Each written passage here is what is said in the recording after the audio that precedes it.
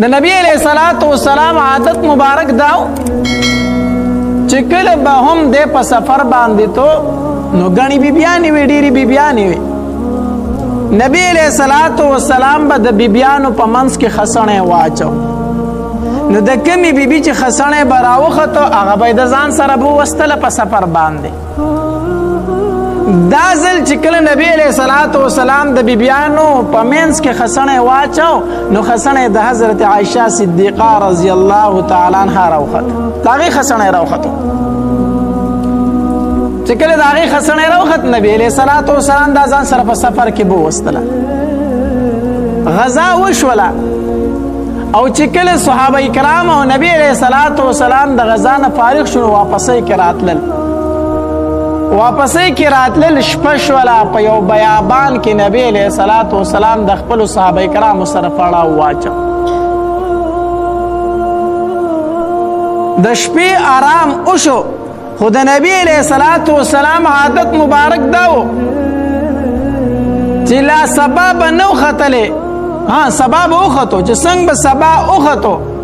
نو منځ به اوکو او سمدستی به په تیاره کې روانېدل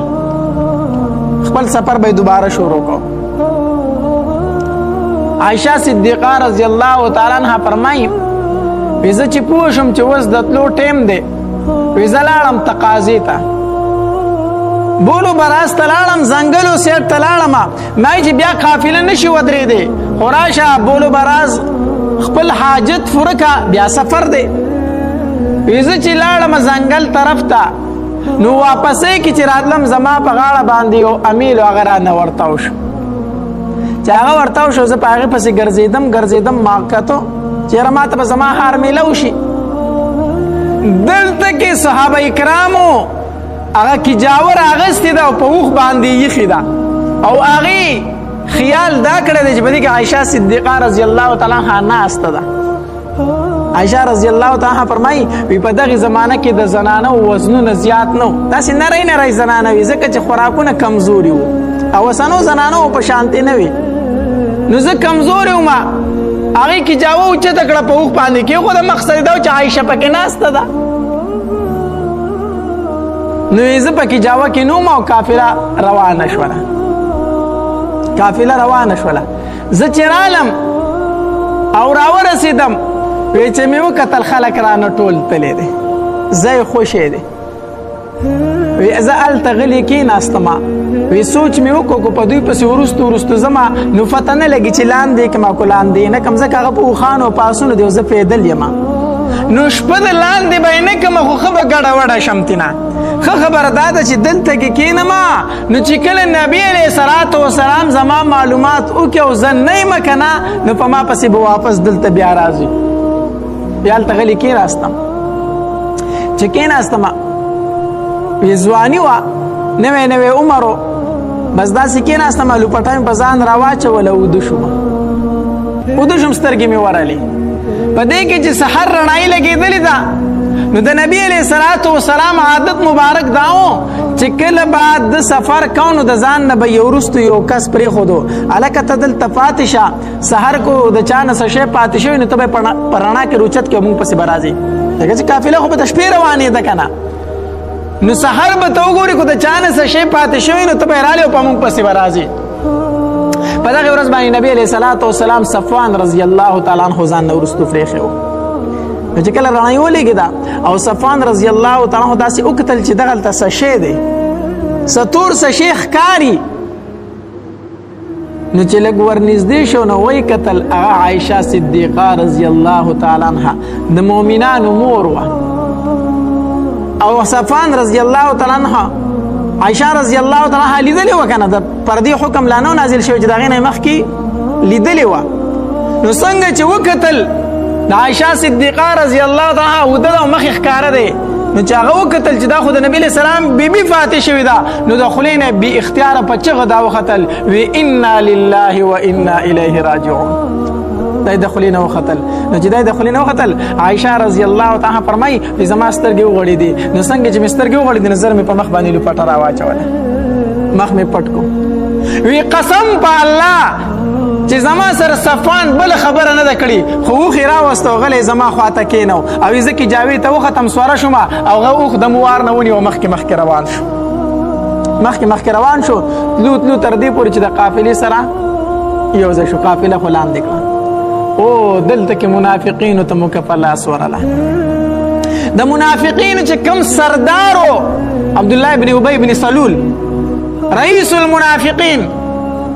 د منافقانو مشر دا خبره خواره کړله غلی د یو سره غوږ جنګولی کله د بل سره غوږ جنګولی نعوذ بالله وی د عایشه د صفوان صلی الله روانه ځان یې ورته پاتې کړی و د نبی علیه صلات سلام د بیبي متعلق دا خبره شروع کړه وی د عایشه د صفوان سره غلطه لار وه نو ځان یې ورته پاتې که وګوره دواړه یوازې په موږ پسې راله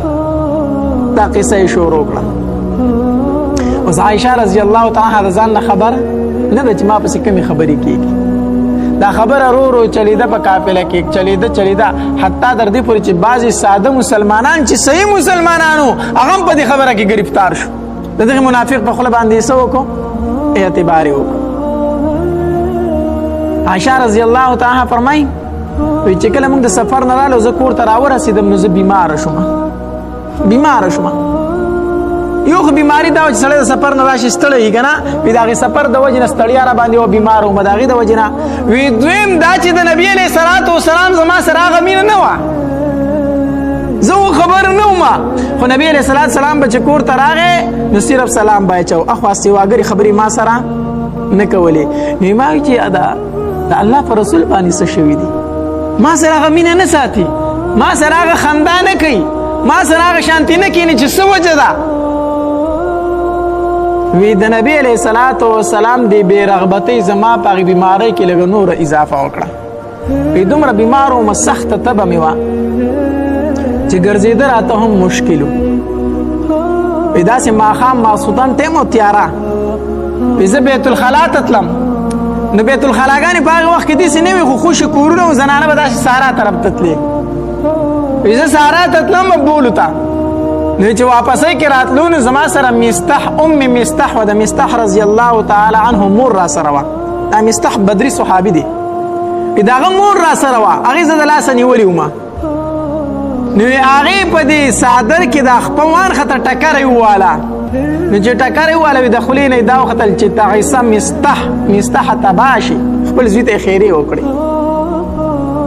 ما ورته وی چې مورې دا څه کوي ته خو مستح ته خیرې کوي تا ته پته ده خو بدري صحابي دی ته یو بدري صحابي ته خیرې کوي دا ته څه وایې هغې راته وی چې عایشه ډېره ساده یې عایشه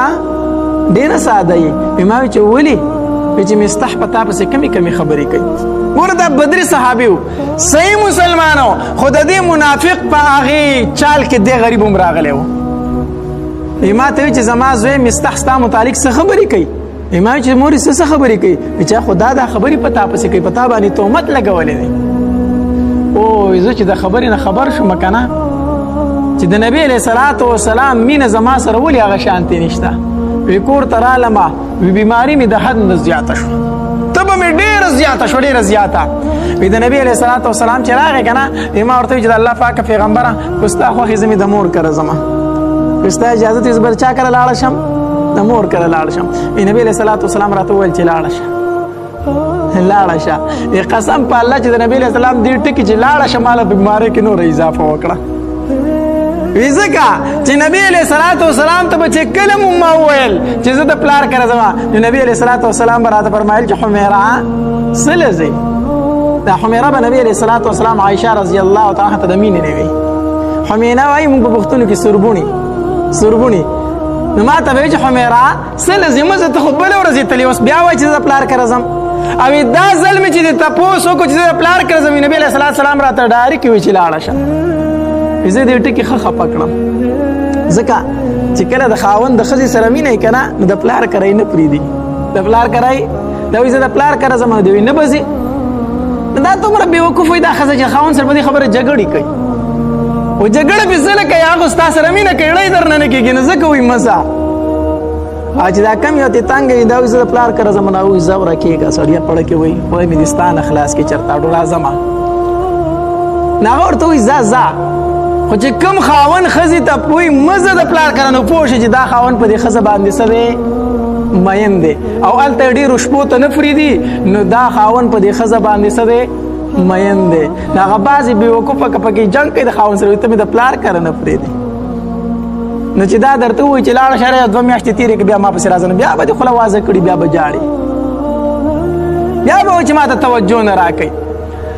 نو ما ته نبی علیه صلات وسلام چې زه لاړه شه د پلار کره ما وایي چې وګوره دا ځل خو راته اړه ونې وي چې مزه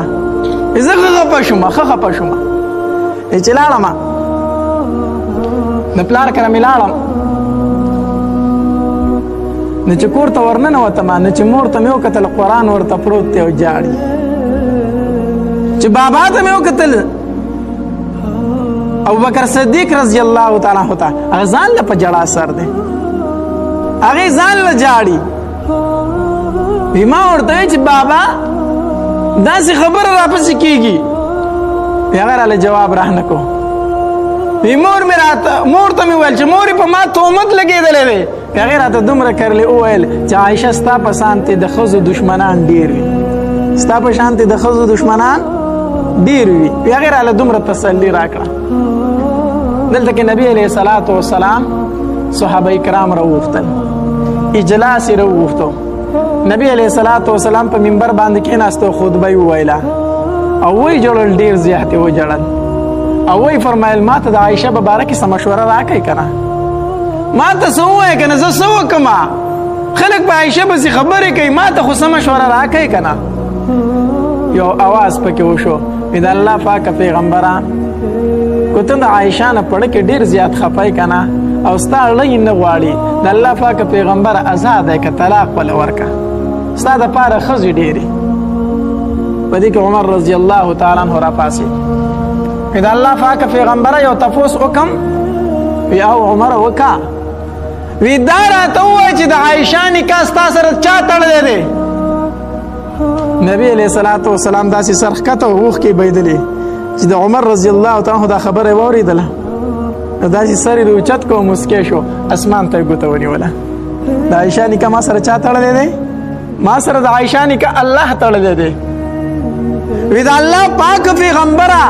د طلاق خبره خو بالکل آخري خبره ده بالکل آخري خبره ده خو ستا سره چې د عایشه نکاح الله تړلی دی نو زه د خپل الله نه به تپوس کوم چې زما پیغمبر له دې څنګه ښځه ورکړې ده زه به د خپل رب نه تپوس کوم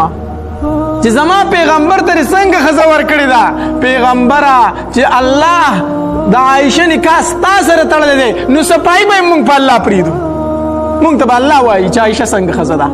او توره یې د تیکې نه راویسته یو کړس یې ورکړو او څوک چې به عایشه پسې خبرې کوي قسم په الله هغه زما د تورې په حواله کړه څوک چې به عایشه پسې خبرې کوي هغه زما د تورې په حواله کړه او چې د عایشه نکاح ستا سره الله کړی نو فیصله به یې الله کوي نبی علیه السلام چې دا خبره واورېده ډېر زیات اطمینان ورته راغی زړه ته یې سکون راغی وی عمره زما د زړه خفګانونه دې ختم کړو عمره زما د زړه چاودنه دې ختمه کړه او سیده د هغې ځای نه راپاڅېدو او راغی د ابوبکر صدیق رضی الله تعالی عنه دروازې ته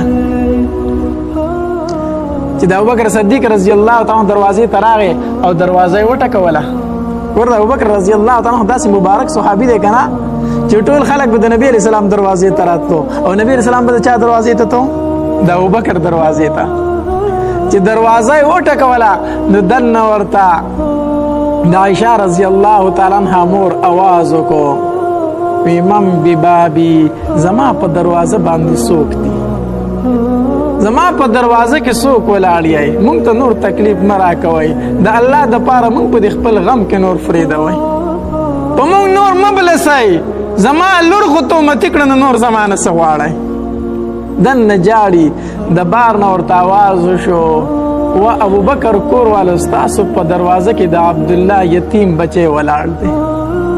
ستاسو په دروازه کې د دواړو جهانو سردار ولاړ دی ما ته دروازه لږه کولاو کوي که نه چې دروازه یې کولاو کړه نبي علیه صلات وسلام ورننوتو د ابوبکر رضی الله تعالی عنه ټبر ورته فرمایي وی د الله پاک پیغمبر او تاسو په دې وخت